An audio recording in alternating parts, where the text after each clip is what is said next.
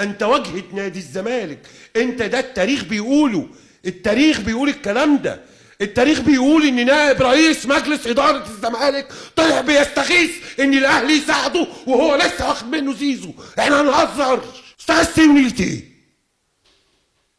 ما تشتغل. امال انت حاربت ليه تيجي في النادي ده؟ حاربت ليه على الكرسي ده؟ الكرسي ده انت قعدت تحارب عليه ليه عشان توصل له؟ عشان تقول لي في العشه انا مش قادر؟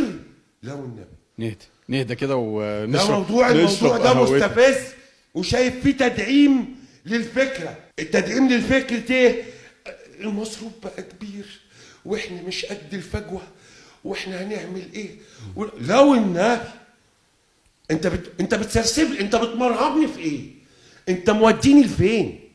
اربط بقى اللي انا بقوله لك ده مع تصريح استاذ احمد سالم اللي هو مين بقى؟